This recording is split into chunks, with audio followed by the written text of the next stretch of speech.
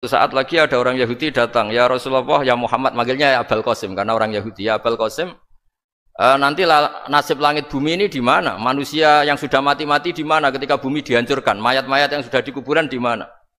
Terus orang Yahudi tadi bilang, Inna Allaha wadu'as samawati ala dzih wal aradina ala dzih. Soalnya Allah itu bisa saja mengelola langit bumi yang sudah hancur gini-gini. Nabi itu tertawa-tawa. Dalam sebuah riwayat disebut hatta badat nawajidu. Tertawanya Nabi itu lepas sampai giginya kelihatan. Kata rawinya tasdiqan liqaulil khabri karena Nabi membenarkan orang Yahudi tadi. Jadi intinya dalam banyak hal itu ya dicari kesamaan. Makanya kalau interaksi dengan kelompok lain kata Nabi la tusaddiquhum wa la tukadibuhum. Kamu jangan mengiyakan juga jangan menolak. Kamu tolak jangan-jangan pas yang sama dengan ajaran kita. Kamu benarkan jangan-jangan yang tidak sama. Ya sudah kalau enggak sependapat ya jangan ngambil sikap. Nah, itu juga yang dipraktekkan Rasulullah SAW. Nabi yaqumu lailatan yuraddidu hadil ayat. Nabi pernah sholat satu rakaat hanya ngulang satu ayat. Itu aja agak selesai. Yaitu ngulang-ngulang ayat. Fa'aqulu kama qalal abdus sholeh in tu'adzibhum fa innahum ibaduk wa in taghfir lahum fa innaka antal azizul hakim. Pun Gusti kula nyerah. Semua ini hamba jenengan monggo jenengan napakno sing duwe jenengan. Intinya itu ini wilayah jenengan ndak wilayah saya. Nah kadang-kadang kita sebagai manusia itu jumawa seakan-akan itu wilayah kita. Kita nyiksa terserah kita, mengampuni ya terserah kita. Padahal tidak milik kita. Dunia ini milik Allah Subhanahu wa taala. Makanya yang terakhir saya ijazahkan ijazah bapak. Bapak saya itu orang hafal Quran, alim tapi lucu, senengannya guyon. Kalau ngajarkan saya tauhid, tasawuf itu gampang. Hak kamu punya tetangga, punya Innova. Terus kamu berpikir, kamu miskin berpikir. Itu pajaknya aja berapa? Kalau apa itu bannya sudah halus itu gantinya kayak apa, kalau rusak kayak apa. Terus kata bapak, ora melok duwe kok mikir, ndak ikut punya kok mikir. Terus coba kamu enggak ikut punya Alphard. Terus saya mikir, wah itu pajaknya berapa Pak Martinus bisa dipakai beli motor kan? Pajaknya apa? Alphard ini. Oh enggak ikut punya kok. Nah, dunia itu rawekmu, mbok pikir lah apa ono sing duwe. Maksudnya itu, dunia itu milik Allah, apa kamu pikir itu milik yang punya gitu. Nah, itu yang dimaksud dalam ilmu tasawuf da'it tadbir fama qoma bi ghairuk la tuqim bihi nafsak. Sudah kamu tidak usah ikut campur. Itu wilayahnya Allah gitu karena wong enggak ikut punya kok ikut mikir. Anda benci orang. Benci sekali karena dia tauhid misalnya. Jangan-jangan Allah punya rencana memberi hidayah dia. Atau Allah punya rencana dari dia keluar orang-orang Islam yang soleh. Makanya ketika malakul jibal, ya Rasulullah saya disuruh Allah terserah engkau. In syi'ta an udbiqa alaihim al-akhshaban. Kalau engkau mau orang-orang yang mendustakan kamu saya hancurkan. Apa jawabannya Nabi? La, jangan. Bal arju ayyukhrijawah min aslabihim ma ya'budullaha wa la yusyriku bihi syai'an. Itu di Bukhari. Enggak, bisa saja sekarang dia kafir, anak turunnya jadi Islam. Dan betul. Abu Jahal punya anak Ikrimah, Abu Lahab punya anak Darrah. Walid itu musuh besarnya Nabi, punya anak Khalid. Ya sudahlah kita selalu berharap bahwa ini wilayahnya Allah. Sudah kita berharap. Agama ini bagi yang selalu punya harapan. Limangkan yarjuwah. Orang yang selalu punya harapan. Kita berharap tambah hari tambah baik, tambah damai, tambah kondusif, tambah segalanya baik. Dan saya seperti ini juga ingin ikhlas dan akan selalu ikhlas. Ya saya sering bilang kalau pejabat mau sini itu sering tak ngel-ngel. Saya ini sudah ingin Indonesia itu baik itu tanpa diminta. Kalau diminta itu malah seakan-akan saya belum melakukan. Ini kan. Sudah saya lakukan kok baru minta. Karena ini wilayah kita semua, artinya ingin baik itu keinginan kita semua. Status kita. Kata Sayyid Zabidi dalam kitab Ithaf, keinginan baik itu syakhsiyatuk wa haqiqatuk. Itu kamu sekali. Manusia itu kan kata Allah Ta'ala, saya pertama menciptakan manusia itu khunafa, orang yang berkeinginan baik. Baru digoda setan terus macam-macam. Jadi keinginan baik itu hakikatuk wa syakhsiyatuk. Itu kamu sekali. Ingin baik itu kamu sekali. Itu status kamu katanya. Makanya orang preman kayak apa, mabuk kayak apa, ada orang kecelakaan, pikiran pertama itu nolong. Itu yang normal. Soal ada kasus, pikiran pertama ngambil HP-nya itu 0,0 sekian persen. Jadi pikiran pertama mesti nolong itu. Karena itu syakhsiyatuk wa hakikatuk.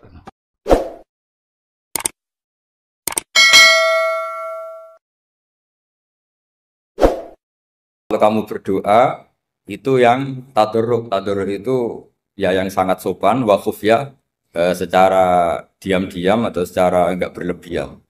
Terus hanya ayat innahu la yuhibbul mu'tadin. Allah itu tidak suka orang yang melewati batas. Itu termasuk melewati batas dalam doa karena ada unsur mendikte Allah. Saya memberi contoh tadi.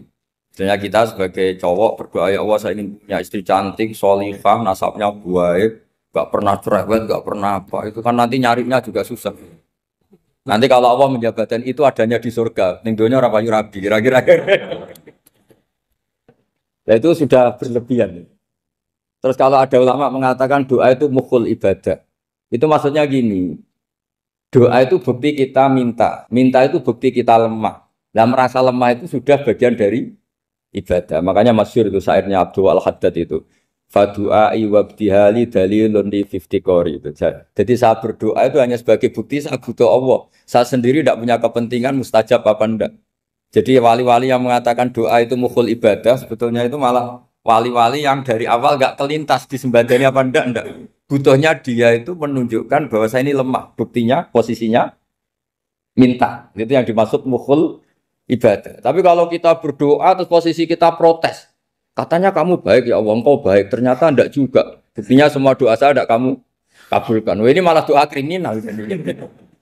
Jadi yang dimaksud mukhul ibadah itu doa itu bukti minta. Minta itu bukti lemah. Makanya ada syairnya Abdul Al-Haddad maksud fadu'a ibabdihali dalilun li tiko. Jadi saya minta engkau ya Allah itu bukti saya butuh. Jadi itu bukan dua hal yang harus dipertentangkan. Jadi kalau doa dikatakan apa? Ibadah karena di doa itu minta. Lah minta itu bukti merasa kita lemah. Berarti kita sa'il Allah mas'ul. Kita minta Allah yang kita mintain. Kita menengadah Allah yang berposisi memberi. Itu saja sudah cukup sebagai ibadah. Meskipun doa kita tidak mustajab. Karena memang tadi seperti itu. Kalau di ilmu-ilmu tasawuf itu apa ya? Doa itu memang benar-benar sudah mukhul ibadah karena tadi perasaan merasa butuh sama Allah itu. Nah, merasa butuh itu, nah kalau kita berdoa merasa butuh sama yang kita minta, itu dalam ilmu tasawuf sudah kriminal, berarti kamu lebih butuh makhluknya. Misalnya begini ya, saya ingin punya rumah bagus, terus setelah punya rumah kredit saya utangnya banyak. Sebetulnya saya itu tidak pernah ingat Allah, gara-gara utang banyak, kredit jatuh tempo, terus melibatkan Allah. Ya Allah saya ini utang banyak, ini, terus tolong dibayar.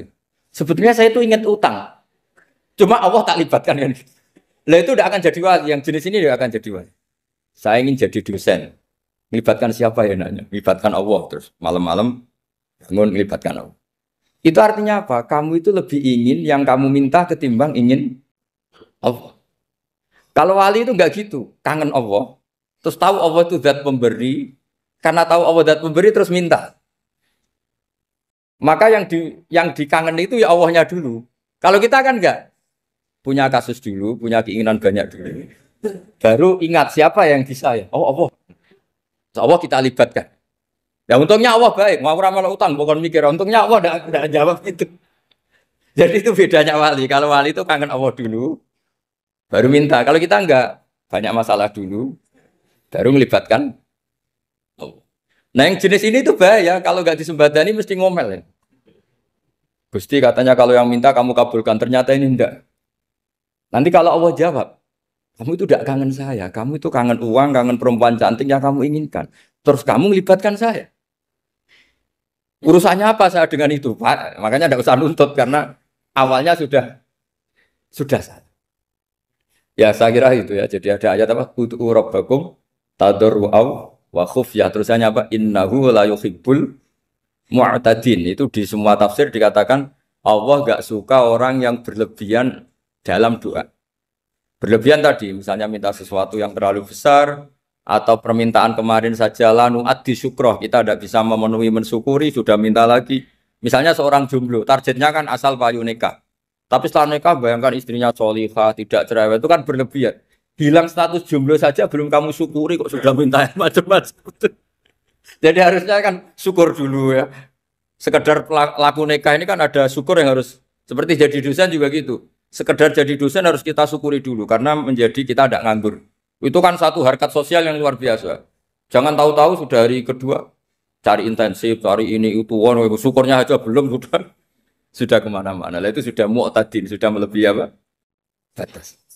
Ya saya kira. Jadi begini ya masalah pendidikan ya. Kalau saya jawab pakai ilmu hakikat saja karena ini keahlian saya. Sebetulnya begini ya, kalau misalnya itu ya subjektif juga, misalnya bilang rata-rata alumni pondok ini sukses, alumni kampus ini sukses, yang ini tidak sukses, itu satu pasti subjektif. Karena biasanya yang diterkenalkan ya yang sukses-sukses. Sama saya punya tetangga dari pondok yang Anda sebut itu kebetulan tidak sukses semua. Itu jantogo saya sampai ngeluh. Saya ini gimana kok? Ya, ya sudah seperti itu kan subjektif. Tapi menyangkut pendidikan itu begini ya, menyangkut hasil dari pendidikan itu. Andai kan kita bicara ilmu hakikat, misalnya kita mondok gitu, mondok kemudian jadi orang miskin, jadi orang yang menurut orang banyak tidak berguna di masyarakat. Ternyata kita ini orang yang kelihatannya tidak punya karir, tapi kalau malam sujud sama Allah, punya anak niat memperbanyak orang sujud, terus punya ibu yang sakit-sakitan kita rawat, meskipun kita tidak jadi dosen, tidak jadi menteri. Tapi indah Allah itu luar biasa karena berstatus ngerawat ibu, ngerawat anak, ngerawat istri. Nah Islam itu datang dengan jargon-jargon seperti itu. Sehingga Nabi kalau muji itu ada Uwais Al-Qarni, ini orang yang luar biasa. Ternyata dia itu punya ibu lumpuh yang kalau kemana-mana harus digendong. Ketika tetangga-tetangganya berhasil sowan Rasulullah itu Uwais Al-Qarni tidak bisa. Karena setiap ibunya dipamitin mau sowan ke Rasulullah itu sama ibunya nggak boleh. Tapi apa yang terjadi? Justru dipuji-puji Nabi sebaik-baiknya kurun. Kurun itu waktu adalah kurun yang ada Uwais Al-Qarni. Saya punya teman, ini kisah nyata, saya berkali-kali ngisi ngaji di komunitas ulama. Ini mungkin tidak bagus untuk kampus, tapi harus saya utarakan supaya ya kita evaluasi. Saya bilang gini, saya ini jadi kiai itu sering iri sama orang goblok. Orang goblok itu barokah kata saya gitu. Itu kiai-kiai kaget semua karena saya bilang orang goblok itu barokah. Saya beri contoh gini, misalnya saya pinter, terus juara MTQ, juara hafal Quran atau juara baca Quran secara tartil. Ujung-ujungnya saya dapat apa? Hadiah umroh atau apalah, atau hadiah rumah atau apa. Pertanyaannya adalah mendapat. Saya ulang lagi, mendapat. Sementara ada santri yang bodoh, gara-gara bodoh itu dosen UI yang enggak, jadi kiai yang enggak, akhirnya dia jadi pekerja di Korea. Barokahnya bodoh tadi. Karena di Korea melihat orang ateis, akhirnya dia kepikiran bikin masjid. Sebagian gajinya disumbangkan untuk masjid. Ini bodoh pendiri masjid. Tapi kita gara-gara dosen dakwah di masjid, ini pinter dapat uang dari masjid. Nah ini bukan nyindir, ini biasa saja. Ini maksud saya. Maksud saya, kamu jangan ngabaikan hidup. Akhirnya apa yang terjadi? Saya ini punya teman ini betul. Saya ini kan kecelok dulu tuh Gus Alim. Nasib saya di mana-mana dihormati. Kadang saya merasa dosa. Kok dihormati? Saya punya teman, dulu gobloknya minta ampun sekolah, sekelas sama saya. Gobloknya, soalnya gobloknya harus disepakati. Sudah.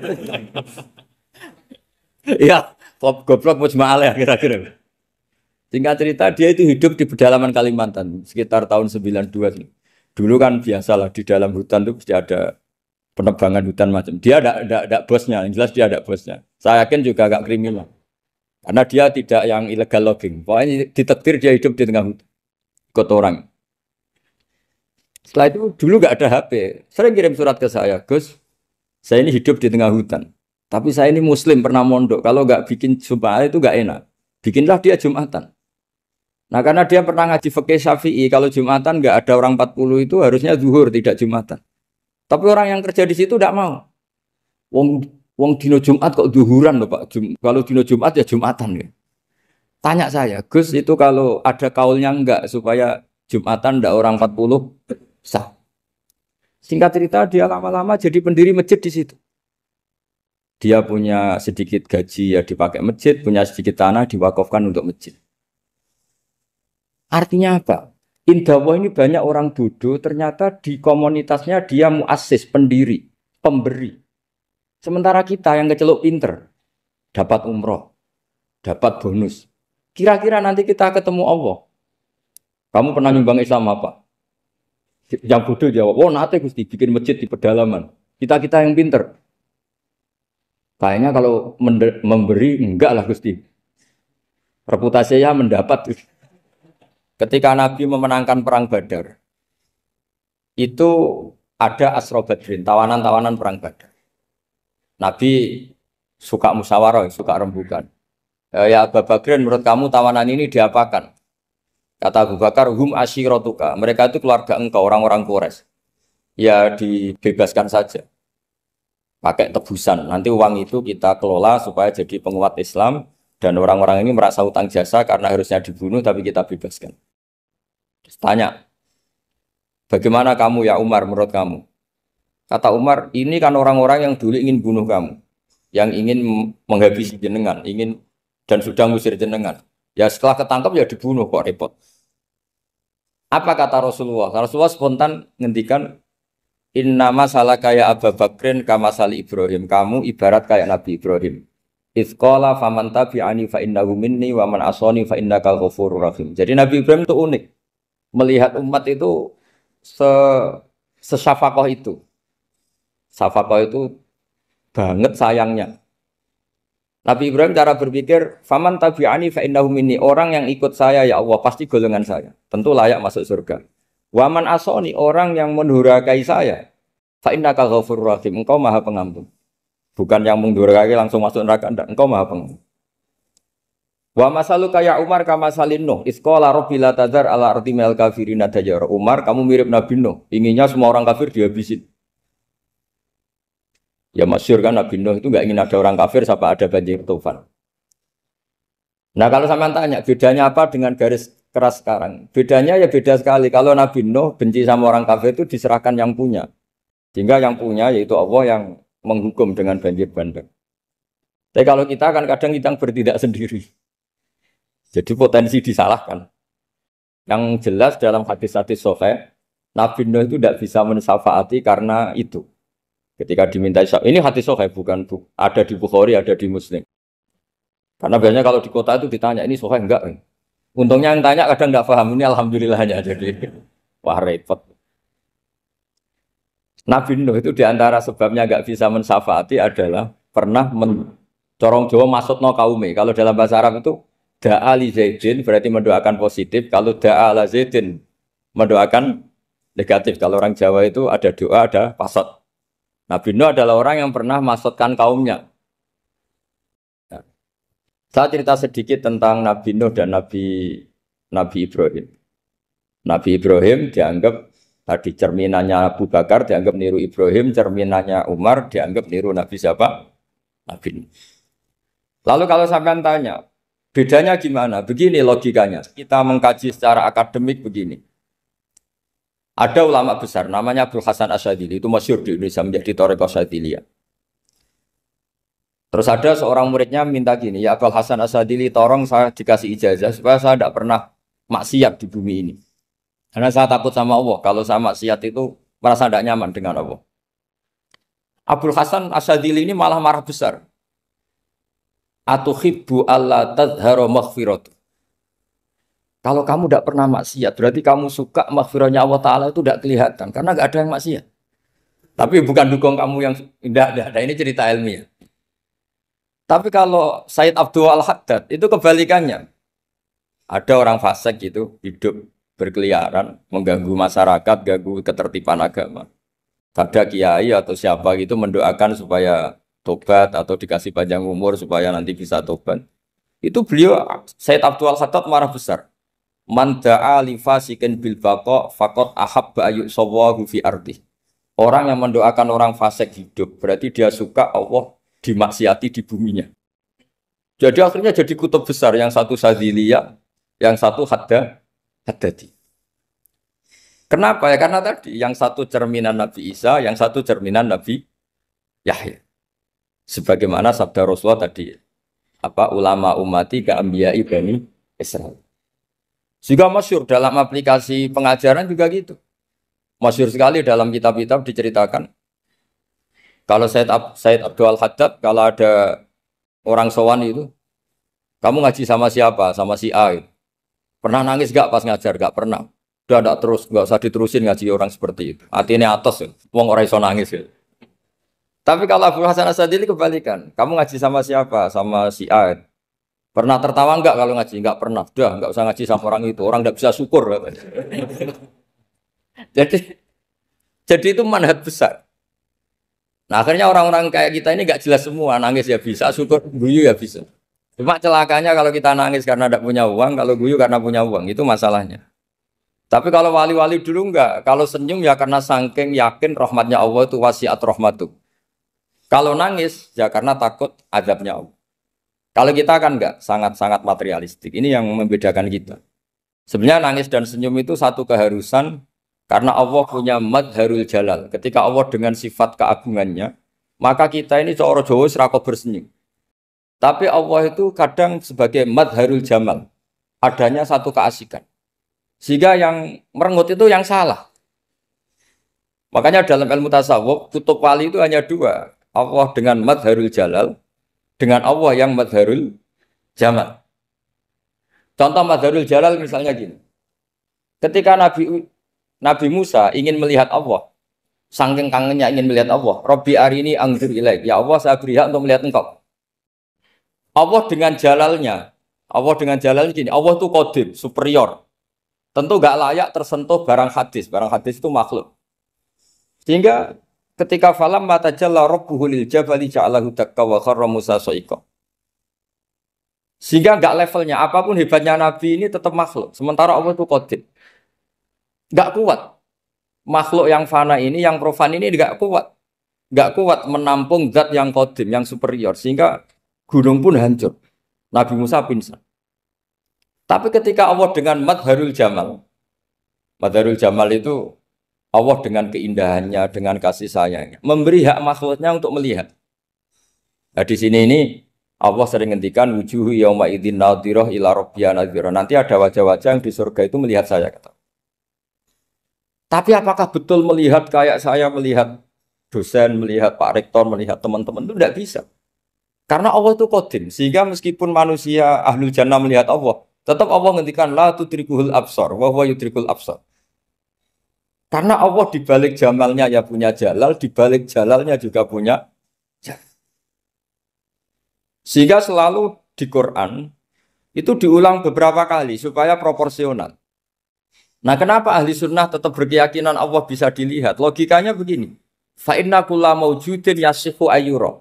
Allah itu zat sing nyata-nyata wujud dan punya eksistensi. Di mana-mana sesuatu yang wujud itu layak untuk bisa dilihat. Lalu pertanyaannya gini, kenapa kita tidak bisa melihat sekarang kok nunggu di akhirat? Karena mata kita sekarang itu profan, fana. Sementara kita setelah di surga, tubuh kita didesain abadi. Ya saya ulang lagi ya, setelah kita di surga, semua fisik kita ini didesain abadi.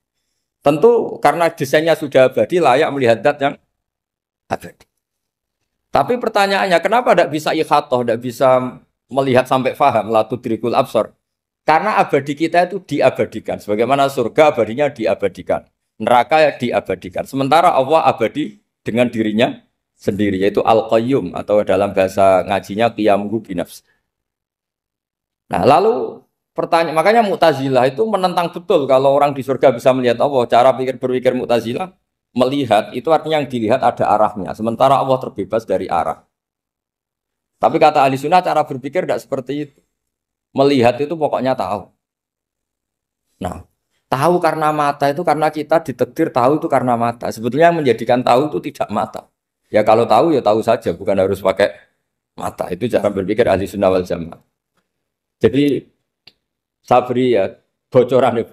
Kenapa mazhab ahli sunnah itu yang dipilih oleh banyak mayoritas di dunia, jumhur itu. Ahli sunnah itu dianggap pikirannya lebih orisinal. Misalnya ahli sunnah kalau ditanya, kenapa kamu melihat? Ya melihat saja. Kenapa kamu mendengar? Ya mendengar saja. Kesannya itu tidak rasional, kayak orang yang nggak pinter itu. Tapi sebetulnya itu yang benar. Jadi cara berpikir ahli sunnah itu melihat itu menjadi tahu. Menjadi tahu itu bisa karena mendengar, bisa karena melihat, bisa karena dikasih tahu, bisa karena bersentuhan. Sebab itu di Quran itu ada ayat ala ya'lamu man khalaqa, bukankah zat yang menciptakan itu menjadi tahu. Sehingga kenapa Allah itu selalu tahu? Karena Allah yang menciptakan. Kalau kamu tahu karena mata, sekali itu jauh, maka kamu tidak melihat. Atau kamu sekarang buta, kamu tidak melihat. Atau tertutupi barang itu, maka kamu tidak melihat. Tapi kalau kamu tahu karena kamu menciptakan, maka akan melihat terus. Misalnya saya ini tukang batu. Saya ingat betul ketika saya bangun Monas, itu polpen saya tak tanam di dalam Monas. Saya ingat betul kalau polpen saya warnanya putih, tak tanam di Monas 2 meter dari pondasi. Setelah saya pulang ke Jogja ditanya, di dalam Monas ada apa? Ada polpen. Posisinya 2 meter dari pondasi. Kenapa saya tahu? Karena saya yang menciptakan. Nah, karena menciptakan ini sehingga tahu saya akan terus-menerus. Tapi kalau tahu karena mata sekali barang itu tertutupi, nggak tahu. Misalnya saya tahu jenengan karena dekat sekali jenengan kemana-mana saya sudah tidak tahu. Tapi kalau saya menaruh sesuatu di tubuh Anda, sehingga kamu kemana-mana tetap tahu bahwa barang itu ada di tubuh. Nanti kalau ada yang protes, tapi bisa saja Gus barang itu dicuri orang kemudian Anda tidak tahu. Yang menjadi tidak tahu karena saya sudah tidak menciptakan suasana itu. Selagi saya yang menciptakan, maka akan tahu terus. Nah, tapi karena Allah ini menciptakan semua yang ada di bumi, maka Allah tahu terus. Jika Allah tahu cara bikin kuman, terus tahu bahwa manusia itu punya kuman, kumannya punya organ, organnya juga punya kuman. Mesti gak kebayang. Kamu bayangkan kayak makanya Allah itu kalau cerita sederhana, innallaha la yastahi ayyadriba masalam ma ba'udatan fama fawqaha. Allah itu tidak malu bikin perumpamaan nyamuk, karena nyamuk itu lebih dahsyat timbang gajah. Para pematung itu disuruh bikin gajah masih mampu. Bikinkan patung gajah, mungkin masih sanggup. Tapi kalau tak suruh bikin patung nyamuk, nggak usah bikin hidup, patungnya saja sekecil itu. Padahal nyamuk kecil itu punya organ tubuh. Lalu bikinnya organ tubuh nyamuk itu kayak apa? Organnya punya kuman. Kumannya punya organ. Organnya juga punya kuman. Sehingga orang-orang alim itu baca nyamuk itu lebih jadi ayat Allah ketimbang melihat dinosaurus. Tapi sekarang orang itu nggak tertarik ceritanya. Jadi beda perasaannya orang alim sama orang awam. Kalau orang awam tuh melihat mukjizat kan yang dasar-dasar kayak dinosaurus, gajah, wow gitu. Kalau orang alim nggak, malah melihat nyamuk. Kealiman seperti itu terjaga di umatnya Muhammad, di umatnya Rasulullah Muhammad SAW. Karena ketika umat ini nggak ditunggui para nabi, itu Allah menjamin Muhammad, ulama umatmu nanti punya kemampuan seperti nabi. Tentu tidak dalam keutamaan ya, keutamaan tentu nggak sekelas sama nabi. Kenapa itu terjadi? Karena tadi para nabi ini mewakili sekian. Kalau kita sangat mencintai Indonesia, maka kita akan tegas siapapun yang ingin menghancurkan Indonesia. Itu kira-kira cerminan Nabi Nuh. Kalau kita sangat mencintai Allah, maka kita akan benci sebenci-bencinya sama orang yang mendurhakai Allah. Tapi masalahnya, Allah yang kita cintai itu memaklumatkan diri kalau bersifat ghafur, pengampun. Sehingga kalau kita terlalu kasar, ini kan yang kita cintai bersifat ghafur kok kita kasar. Di sini Nabi Ibrahim. Beliau sangat mangkel sekali sama yang durhaka sama Allah. Tapi mau mangkel gimana? Zat yang mengajarkan itu bersifat ghafur. Maka kita mau tidak mau. Makanya ada riwayat mengatakan takhallaku bi akhlaqillah, kamu bertata krama kayak akhlaknya Allah. Akhirnya ya sudah, kita mau apa coba? Kira-kira kalau kamu mencintai seseorang, itu potensinya akan dua, protektif. Ada telepon itu dari siapa? Cewek atau cowok? Protektif. Itu bukti cinta apa bukti suudon? Kan tidak tahu. Tapi misalnya kamu cinta perempuan terus WA-an sama lelaki nggak apa-apa, jalan sama lelaki nggak apa-apa, sama masa lalunya pacarnya juga nggak apa-apa. Itu cinta apa pembiaran? Kan sama-sama nggak jelas. Nah kira-kira mencintai Allah itu kira-kira analoginya seperti itu. Kalau yang satu protektif, Allah harus zat satu-satunya yang disembah. Nggak boleh didurhakai, nggak boleh dikhianati kok. Sehingga ini sangat keras sekali. Nah, ini Nabi Nuh. Di sini ada Nabi Ibrahim. Karena orang yang zat yang kita cintai bersifat ghafur. Jika kalau kita terlalu tegas beda dengan sifatnya Allah yang bersifat ghafur. Nah umatnya Nabi seperti itu mulai dulu. Ada yang moderat, ada yang keras, ada yang setengah keras, setengah moderat. Ada yang ngambil sikap, udah mangan turu, ngenteni mati. Itu lebih baik itu timbang punya istihad tapi gak jelas mendingan. Itu ada riwayatnya, suatu saat ibadah akhir umatku terbaik adalah tidur. Maksudnya tidur itu gak ngambil sikap, majur itu. Saya beri riwayat yang ada di Bukhari Muslim. Satakunu fitanun. Al-qa'id fiha khairun al-qa'im wal-qa'im fiha khairun al-masi wal-masi fiha khairun nasai. Nanti di akhir zaman itu banyak fitnah. Kata Rasulullah, yang duduk lebih baik ketimbang yang berdiri. Yang berdiri lebih baik ketimbang yang jalan. Yang jalan biasa lebih baik ketimbang yang jalan bergegas. Man tasyarrafa laha tastasrifu. Fitnah itu adalah siapa yang terlibat maka akan semakin parah. Sehingga semenjak itu ulama berpikir nanti di akhir zaman kalau ada fitnah, itu sebaiknya orang ngambil sikap sepasif-pasifnya, secuek-cueknya. Jadi semua syurahul hadis sepakat, makna hadis ini apa? Orang disuruh sikap secuek-cuek. Misalnya pilihan presiden, contoh kecil pilihan presiden. Mungkin para intelektual nggak merasa, tapi kalau ulama itu cara berpikir beda. Pilihan presiden, kamu fanatik milih A, yang satu fanatik milih B. Ya presiden atau bupati atau gubernur. Terus yang satu bilang gini, wah kalau nggak di presiden A, nggak di bupati A, nggak di gubernur A, negara ini rusak. Mungkin betul dari segi jejak rekamnya A ini bagus. Tapi pertanyaannya secara tauhid, bagaimana Anda menggantungkan kesejahteraan sama makhluk? Kamu nggak pernah terusik begitu kan para intelektual? Itu kan melukai. Bagaimana mungkin Anda menggantungkan kesejahteraan dengan seorang makhluk? Wah kalau di presiden A pasti Indonesia makmur, kalau bupati A pasti Sleman makmur, pasti Bantul makmur. Nah, bagaimana mungkin makhluk yang sedang soleh kamu pastikan selalu soleh? Wong dia makhluk bisa sementara yang B misalnya fasik, wah kalau dipimpin B pasti rusak negara. Bagaimana kamu pastikan B yang fasik selalu fasik? Biar aja dia husnul Fatimah, yang fasik pas mimpin jadi soleh, yang soleh pas mimpin jadi fasik. Akhirnya ulama karena tahu sifat manusia itu berubah dan kendali di tangan Allah, sikapnya nggak jelas. Saya ini termasuk orang yang terkenal nggak jelas. Karena kalau ditanya, Gus sampean pilih presiden mana, bakti mana? Sanut pangeran sing dadi aku loyalin. Wah, anut pangeran yo kacau. Wah, luwih kacau menan anut pangeran kan. Ini kan sudah tidak sambung karena pikirannya ulama. Memang nggak beda, cara berpikir ulama itu beda. Bahkan bapak saya itu kalau didik saya itu begini. Kalau meseli saya atau ngirim saya dulu itu kan pakai mes. Ini uang kamu 500.000 untuk kamu. Mesti ditambahi 100.000 ini untuk buat jajan sama teman-teman. Mesti ada uang pokok, ada uang sodako. Dulu saya sering tanya, kenapa bapak sangat menghormati teman-teman saya? Kata bapak, kowe mondok aku ora iso nyukupi, sing iso nyukupi ya kanca-kanca. Ternyata betul, rata-rata anak kuliah atau anak mondok, uang pribadinya kan 8 hari dari dikirim sudah habis. Berarti kan masih 22 hari, kok bisa hidup itu kan barokahnya teman-teman itu. Malah yang agak beling itu 1 hari sudah habis, berarti ada 29 yang bergantung sana sini. Sehingga Nabi dulu cara ngendikan itu unik. Kata Nabi, da'un nasa yarzuqu wahu ba'duhum ba'du.